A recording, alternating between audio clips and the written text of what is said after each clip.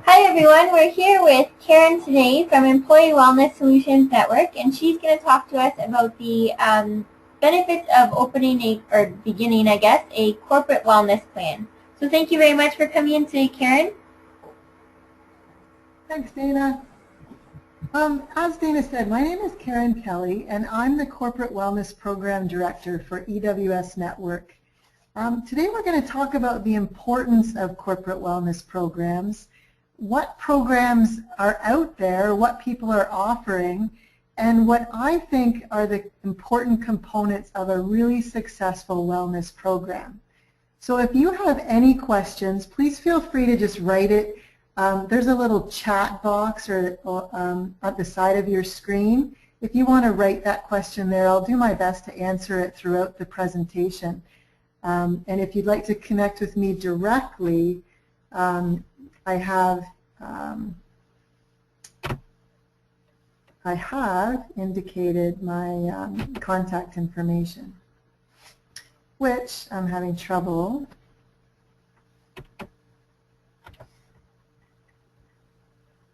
I can't seem to move my screen forward, Dana.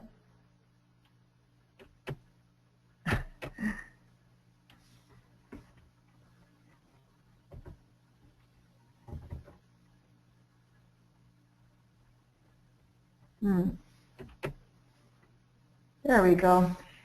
So that's my contact information, my email and my phone number if you want to contact me any other time. So I just wanted to tell you a little bit about the company. EWSNetwork was founded in 2003. We're now located in 75 locations and in over 55 cities. The average company size that we're working with is about 118 employees. But I also wanted to mention that my smallest company only has 15 employees. So I would say that no company is too small. I think that every company needs a little bit of attention to their corporate wellness program. So if your company is smaller or larger than that, it's certainly still something to consider. We have over 25 wellness consultants that work directly on site at these locations. And then we work with a lot of different, what I would call strategic alliances or community people that we partner up with in each of our communities. The average client engagement for on-site programs is about 85%, which is extremely high.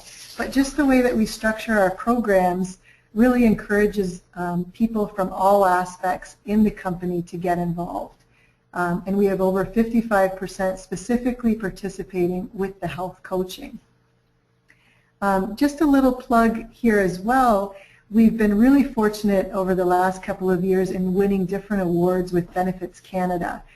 We won the Health and Wellness Program of the Year award for those companies with less than 1,000 employees. We were the finalist in 2012 for that same award, but we won the Strategic Partnership Award there. And in Waterloo Region, they've implemented a Healthy Workplace Award. And for the last 3 years, we've won Gold and Platinum Awards for the 4 companies that are in KW. And this year, I'm really proud to say that they awarded the one and only Innovator Award to one of the companies that I'm working with now as well. And that will be announced on October 23rd at their presentation. So lots of good success there. I thought I would start the presentation by really emphasizing why corporate wellness programs are so important in the workplace. 60% of Canadians are currently overweight or obese, and that's a huge statistic, particularly if we look at the fact in a workplace that obese employees are absent on average 13 times more often than non-obese employees, and they incur 36% higher medical claims costs. 1 in 5 Canadian adults have high blood pressure, and 17% aren't even aware they have high blood pressure. I just came from a wellness fair this morning that we were putting on where we did some biometric screening, including blood pressure. And sometimes at those types of events, it's those events that people find out that they do have an issue. because they don't go to their doctors on a regular basis. 40% of Canadian adults have high cholesterol, and over 9 million Canadians are dealing with diabetes or pre-diabetes.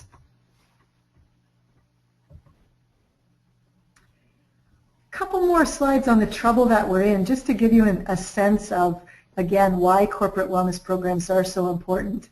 17% of Canadians 15 years of age or older are still smoking.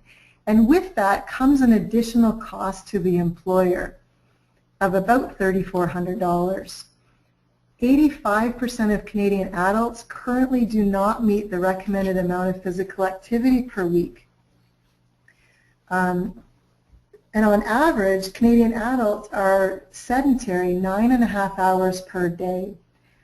I'm going to be presenting at a few conferences this fall on this exact topic. We're calling it the sitting disease now, that people are just more and more sedentary, whether they're at work or when they get home, they're on their computers, they're sitting watching TV, and we're just not moving as much as we need to. And last but not least, my more trouble slides, nearly a quarter of Canadians report a very high degree of life stress. And those employees who experience that high stress cost employers almost 50% more in health expenditures. So we're becoming more aware of the impact of mental health on people and in our culture. It's not just a matter of getting over it anymore. We need to be really careful and proactive about how we're managing our stress over time, or it can lead to different mental health issues.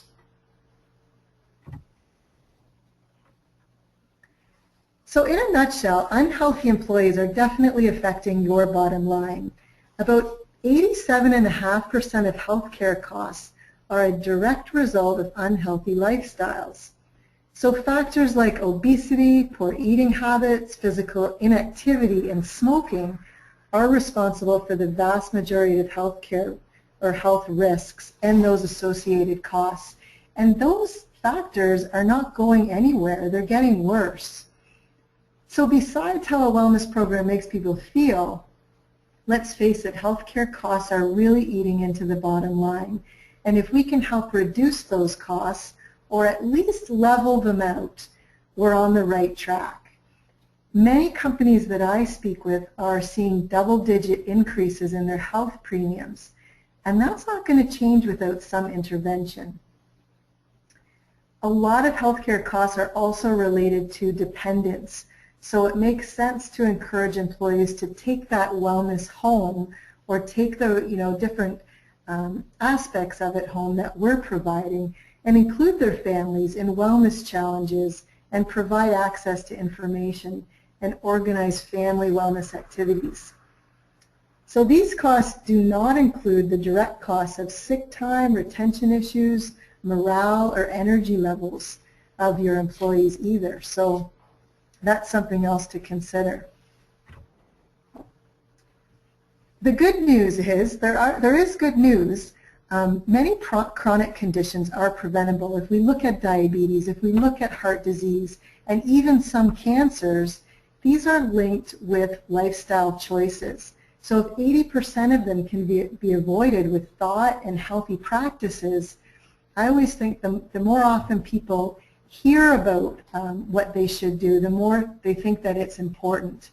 So constant reminders about their health in the workplace is really helpful for those people to make some changes. So let's talk about what is a corporate wellness program. These are wellness programs that are on-site services, and I really believe in the on-site service. There are a fair number of offerings out there that are over the phone or on the internet, but I really believe that having somebody face-to-face work with you through your challenges, through your goals, is certainly the best approach. So a wellness program will first of all identify the health-related risks in the employee population. And that's really important so that you're not really taking a stab in the dark and trying to pick the flavor of the month to start your wellness program with. The second part of a corporate wellness program, of course, is to promote and sustain good employee health and encourage them to take those habits home. There are a ton of ways that corporate wellness is being implemented in various companies. It can vary from a basic lunch and learn every 6 months to a really comprehensive program that I'm going to talk to you about that includes group events, awareness programming, and even one-on-one consultations. I think it's coming from a place where it used to be considered a perk to now where many companies are starting to understand that it does make good business sense and there is a positive return on their investment. We all know that Canadians are not healthy and they're not getting healthier on their own. They need some help, and oftentimes there's so much conflicting information out there, they're not really sure what they need to do. And that's where a wellness program can come into play in a very proactive way, helping individuals lead healthier lives, whether it has to do with their nutrition, their fitness, stress, sleep, maybe their energy levels. It just helps people make smart choices with some solid information so that they can be productive at work and happy and healthy at both work and in their own home. So our focus is really on outreach. We want to focus on the people who want a wellness program, but we also want to focus on the people who need a wellness program. And so we need to meet those people where they are in a respectful way. I think one of the big things that people often do with their wellness program is maybe focus their efforts on people who are already have higher risks or already have some health troubles. If we can focus our energy on the proactiveness and the preventiveness before people reach that stage, that's been proven to be a better bang for our buck, certainly. So what's being offered out there? This came from a survey from the Buffett National Wellness Survey, and these are the top 10 things that were listed by companies saying that this is what they're offering for their wellness program. Many things on this list I wouldn't normally consider as part of a wellness program. I think it certainly makes people feel good, but it wouldn't be part of my top 10. EAP certainly is up there at 72%. Some people will say they have a wellness program and they're really just offering a flu shot. There's first aid that's being offered, employee recognition, ergonomic and workstation assessments.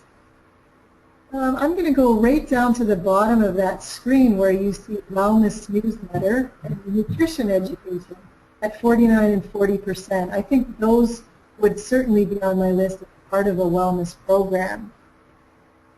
Going further down on that list are ones that I would consider really important. Smoking cessation. Only 36% mentioned that they included that in their wellness program or their wellness offerings. A fitness subsidy, 35%. Blood pressure screening at 30%. And an on-site fitness program at 29%. I really believe that there are some higher impact initiatives that just require a greater organizational commitment, like the blood pressure, like cholesterol screening, or like health risk assessments. But these are offered much less frequently. And only 26% of the companies surveyed really took a strategic approach to improving employee wellness. And what I mean by that is they actually sat down, figured out what their top health risks were in their organization, and decided to put a program in place designed to tackle those issues. I also often get a lot of questions or a lot of companies that say, oh, we already have a wellness program, we offer an EAP program. So I thought I would just show the differences between the two. I think wellness is really where EAP programs might have been 5 or 7 years ago. It was a big perk back then. But now for really proactive and forward-thinking companies, it's par for the course. Almost everyone has an EAP program. We're seeing that with wellness programs starting now, but people still often confuse the two. Typically, an EAP program is much more reactive versus a wellness program where we try to be more proactive. The risk factors that are addressed in a wellness program might not have even reared their ugly heads, and productivity may or may not be affected there. Anyone who chooses to engage in a wellness program will certainly benefit, whereas a wellness program tends to reach out to people who want and need it, versus an EAP program usually requires that employee to seek that assistance. And finally, at the bottom there, the more people who participate in a wellness program, the higher the savings will be to that company, whereas the more people that participate in an EAP program, typically the more costly that is. And those are just some differences between the two. Now, in talking with companies about what they're trying to get or what they want to achieve out of their wellness program, I've received a lot of different responses. And more or less, I think people are just trying to do the right thing for their employees.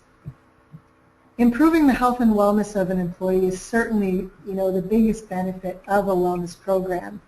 But what people might not realize is that it improves the culture of the workplace. People do tend to, sign up on challenges or wellness teams together in different areas so they get to know each other in a different way. A couple of workshops that I've presented at, one of the biggest pieces of feedback that I received was, although the information was great and we had a really great time throughout the 8-week workshop, for example, but one piece of feedback was I never got to know my colleagues as much as I did throughout these sessions. So they got to know each other on a personal level because you're talking about what you're eating for breakfast and what time you're going to bed and how much sleep you're having and what stresses you out and that sort of thing. So it really does bring people together in the workplace. It helps decrease the cost of health benefits for sure. And we've been in business for over 10 years, and we're starting to collect our own health data on that. So the next webinar that I'll be sharing, some results from our client data will come out. It certainly helps reduce employee turnover, improves productivity, and decreases absenteeism. And another item that's also been mentioned to me is that it attracts new employees. The Generation Xers seem to want other perks besides, a high salary is great, but they want to know that their employer cares for them. There is a direct correlation between healthy workplaces and business success. Companies that promote and support workers' health are among the most successful and competitive, and they also experience those better rates of employee retention. So employers can get the greatest return on their investment through prevention. So as I was saying, if we can work with those people in a proactive way before they develop any hypertension, cardiovascular disease, diabetes, or anything else like that, then that is certainly the way to go. So as you're listening to this, I'd like you to just sit back for a minute and think about your own workplace. Is there a place for physical activity, whether that's outside or in? And it doesn't need to be a big gym. It doesn't need to be, full of equipment. It doesn't need to be a big room. We have done yoga classes, meditation classes, core classes, lots of physical activity, even stretching in very small spaces or even at people's desks. When the company provides food, what is it? I would ask you to think about, your Friday lunches or whether you're ordering in pizza all the time. I think pizza is great, but but offering different varieties, offering a veggie pizza, ordering some pizza with thin crust, you know, those are all options that are great for people who are watching what they eat. What kind of food is accessible? What kind of food is in your vending machines? You know, are you offering any healthy options for people who forgot to bring their lunch or need a snack in the afternoon, and the only thing in the vending machines are chocolate bars and chips? Next is, how does the company and the leadership team approach stress and change management? Are there flexible work arrangements? Is there a quiet room if somebody needed to use that, if they needed that? There's lots of things to consider there. How big is the smoking area? This is a big one, and sometimes the smoking area gets more attention than maybe a physical activity area.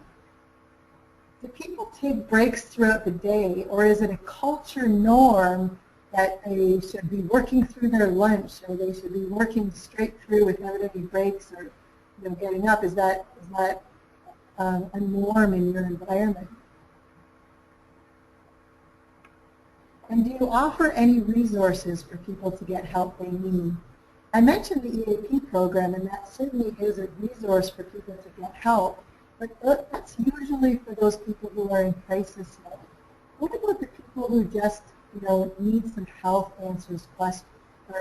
questions answered? Just thinking about, you know, how do I get a meal on the table quickly for my family when we need to get out to hockey that night? Or, you know, what sort of exercise should I do? When my back is really hurting me, what can I do? Just those simple sort of questions that people need some help with. Some other questions to ask yourself: how many employees carry excess weight around their midsection? Do you know how many have high cholesterol or high blood pressure? Does heart disease run in the family? Are they exercising on a regular basis? Do they eat right? Or do they know what eating right is? Do they have strategies to manage their stress? And do they seem to have a lot of energy?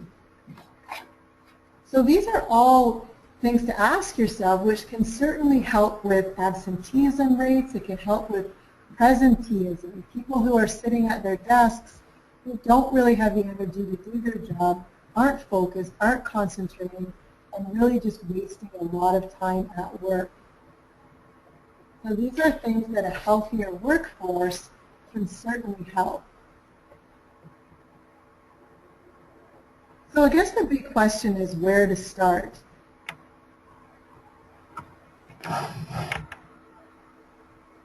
These are some of the things that I've listed here as the components of a successful wellness program. I think that our next webinar is going to be a little bit more focused on the program design, but I wanted to make sure that if you are going to launch a wellness program, all of these components are part of that. So starting with senior management support. Without senior management support, the program doesn't go very well. We do need to have senior management support, certainly to approve the overall direction of the program so we know what the cultural objectives are, and we need the budget for sure. And they can help with scheduling and department support. So that's really important to start with that, to know that you have their buy-in for sure. And throughout the program, once it gets going, it is great to have those senior managers at a lunch and learn or participating in a challenge. It just seems to mean something to the employees. The next on my list was an exciting program launch. You know, it can't just be sending out an email saying that, oh, we're implementing a wellness program. There has to be some oomph behind it, which really generates some excitement and support from the employees. And then here I've noted a wellness committee is really important, made up of your peers and made up of different people throughout the organization. And not just all the fitness buffs, but people who aren't really interested in wellness but can act as an ambassador at least and help roll out the program. So these people act as really tentacles of the program. They provide feedback at our meetings. They let us know what is going over well, what the water cooler talk is, what people are asking for, that sort of thing. We try to meet with our wellness committees bi-monthly or quarterly and talk about what's gone well, what's coming up, and how we need their help. And they help with the marketing, implementation, and feedback from previous events as well. One of the first steps once a program is launched is to really sit down and analyze the company. Look at past trends for company metrics. Take a look at the top drugs, benefit expenditures, what the absenteeism rate is, and start creating a bit of a list that you can go back year after year and see where these trends are going, whether you're improving in certain areas or whether you're making an impact. The other thing that is imperative to start a wellness program is to do a health risk assessment. So this for us is a questionnaire that's about 38 questions. It usually takes an employee about 10 to 15 minutes to answer it. And it asks all kinds of questions from how many fruits and vegetables do they eat, to their exercise, how many hours of sleep do they get, right down to safety questions like whether they wear their seatbelt or not. And it gives them a very personalized report on their health risks. What it also provides to me and to the management team is what the top 5 health risks are in the company. And I always stress that this questionnaire is very confidential. In fact, it's done by a company that we don't even do. It's done by another company. So everybody knows that that's a confidential report that they get. So that is really important because it gives us some sense of where to start our wellness program. The other great thing to start with, but not always necessary, is biometric screening. We did some biometric screening at the wellness fair that I organized today, and that included blood pressure, cholesterol levels, blood glucose levels, and we also did weight and body fat percentage as well as waist circumference. So that's a good start as well, so that again, if you did that again in a year or 3 years, you would be able to look back at that aggregate report and determine whether your wellness program is making an impact on those numbers. We rely on input from a management team as well as the wellness committee, as I mentioned, and sometimes we'll do an interest survey as well, just so that we can start with there are things that people are very interested in, and eventually they'll become interested in the other topics that they might really need. That's a good start to analyzing your company and figuring out where to start with your wellness program. So then we get to the really fun stuff, and that is the program design. The way that I like to look at this is you want to try to engage your employees in any way that you can, and in different ways that you can. So if we were to look at these 4 ways, we like to look at it in the ways that people learn. So somebody is going to learn better if they talk to somebody one-on-one. Other people might learn really well in a group setting. So that would be like a lunch and learn or a group exercise class. Other people might just want to look at a poster or a flyer or a newsletter. That would be just general awareness. And then we have a group of people who may not be at the work site. So they might be off-site, they might be driving, they might be salespeople, but they still require some help as well. So those were, that would fall under then virtual programs. So I'm going to talk to you about each one, just so you have a pretty good understanding about the different ways that we can provide wellness information. So for the individual programs, when we design a program, part of the hours that we schedule on site at each company is going to be for one-on-one health coaching. And this is basically the service of a fitness advisor, a nutrition advisor, a stress or time manager, and a lifestyle coach all in one. Typically, an employee will get 30 minutes to spend with the health coach. The desired turnaround time is around every 4 or 5 weeks, but that often does extend itself depending on how popular this is. But the real true behavior change we have found is due to the one-on-one consultations, because when people meet with a health coach, they talk about what their goals are, what they want to change, what their challenges are, and there is some accountability, and it's not just a one-shot deal. There is some follow-up with that, and constant evaluation and changing, if that's not working, what else can you try? Just moving that person along their journey to being well. They might be doing everything, they might think they're doing everything great, but I really believe that we all have something that we need to work on at any particular time. We're not, really striving for perfection, and we're never going to achieve that. It's all about the journey, and all about trying different things, trying different recipes, trying different exercises. There's always something that a person can talk to about with the wellness coach. So that is probably the biggest crux of our program that makes it really successful.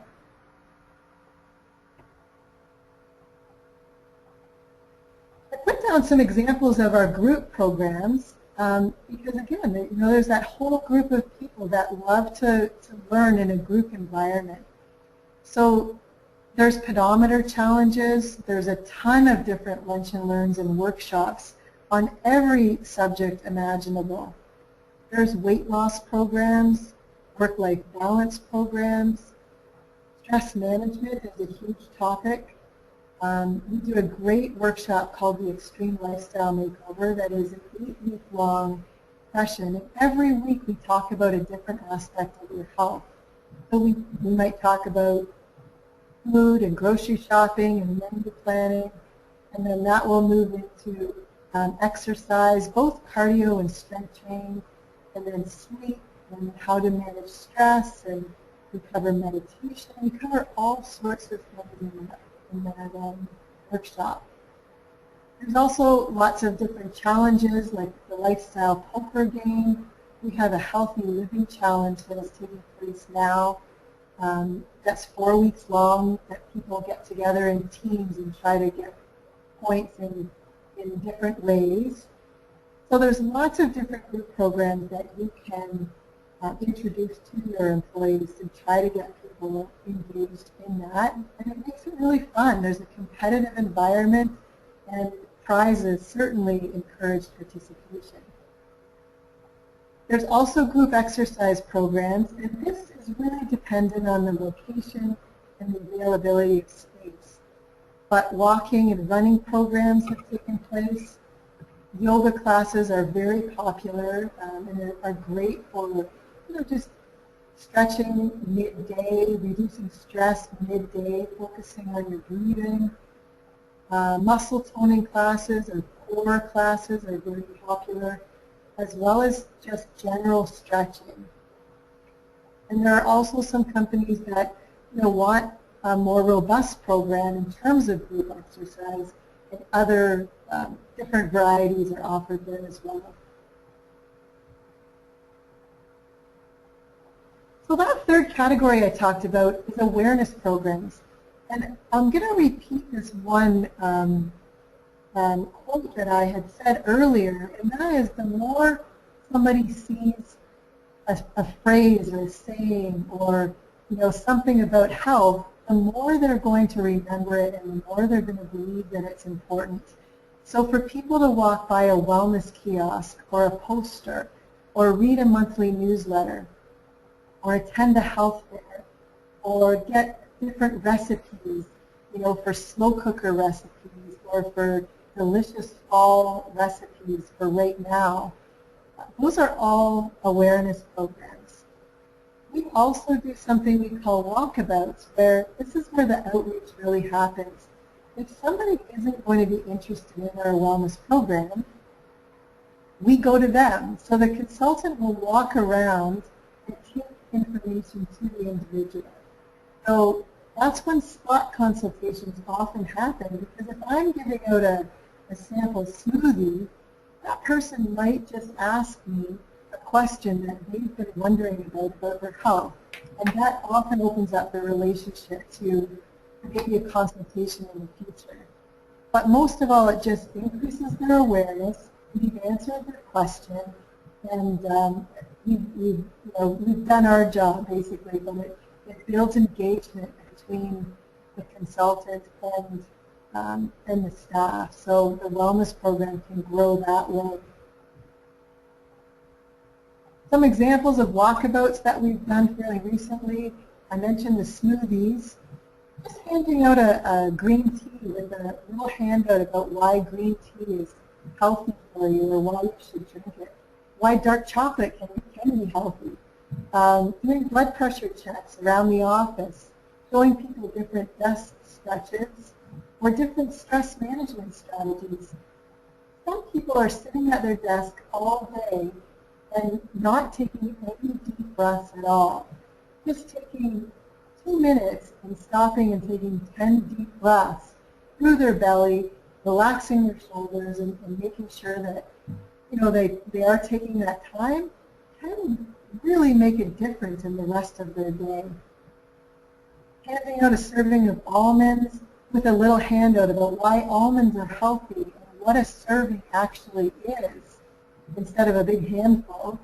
Trail mix samples and frozen yogurt versus ice cream and the differences between the two would all be examples of walkabouts that we do. And last but not least, with our program, we want to make sure that we're meeting the needs of every client out there. So what are participation rates? What kind of feedback is coming from employees? Or what are the benefits? What are they seeing? And are we moving towards the objectives that we set out at the beginning? So those are all really important questions. And lastly, what component is having the biggest impact? Are we having more success with our individual coaching, our group programs, or is the awareness programs just what we need? So it's really important to continually evaluate the program and make sure that it's going according to your plan and is being successful. So as I mentioned, we have a part 2 to this webinar series. And in the second section, I want to cover what a sample program would be for a small business, what that might look like and what it will include, ideas to start your own wellness program. I'll talk about existing resources in your community, and then I'll share some success stories and some testimonials that I think will really drive how much of an impact we make in a workplace and why that's so important in the workplace. I think that'll drive that home. And then I can share with you some actual client numbers so that if that helps you build a business case with your executive team or whoever you need to convince that a corporate wellness program is necessary, I think these numbers will help you with that. Are there any questions from the people who are listening?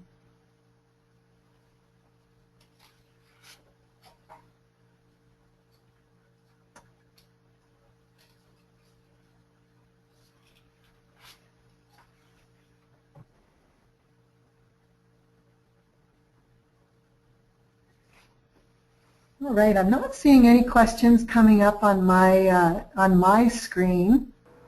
Again, you have my contact information if you want to touch base. Yep. There's just one question here, and it says, have you run wellness programs in multi-shift organizations? And how do you include the various shifts in the workshops and classes? Yes, I do work with a manufacturing company that has 3 shifts. And what we found works is that we attend their health and safety meetings 3 or 4 times a year.